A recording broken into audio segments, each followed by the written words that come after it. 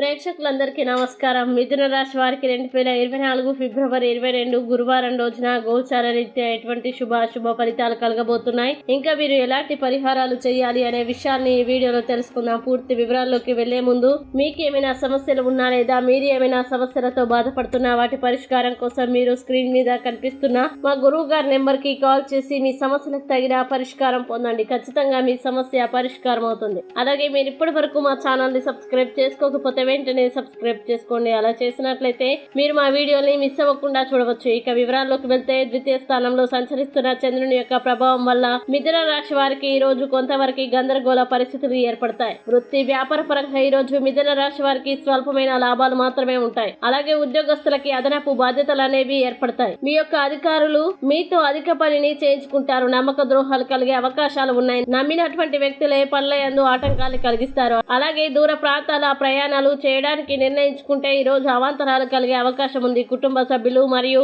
మీ మధ్య అభిప్రాయ భేదాలు వచ్చే అవకాశం ఉంది. అలాగే మధ్యవర్తుల యొక్క ప్రవర్తన వల్ల ఇబ్బందులు తలెత్తుతాయి. ఇంకా ఆరోగ్యపరంగా ఆశించినంతగా బాగుండదు. అనారోగ్య సమస్యలు మిమ్మల్ని ఇబ్బందులకి కలుగజేస్తాయి. ఇంకా ఆర్థిక పరిస్థితి కూడా కొంత గందరగోళంగా ఉంటుంది. కొన్ని విషయాల్లో మాత్రమే అనుకూలతలు ఉంటాయి. ముఖ్యంగా ఈ రోజు గొప్పలకు పోయి నష్టపోతారు. అలాగే గృహ నిర్మాణ ప్రయత్నాలు కొంత ఆలస్యమయ్యే అవకాశం ఉంది. అలాగే నిరుద్యోగులకి కష్టకాలంగానే ఉంటుంది.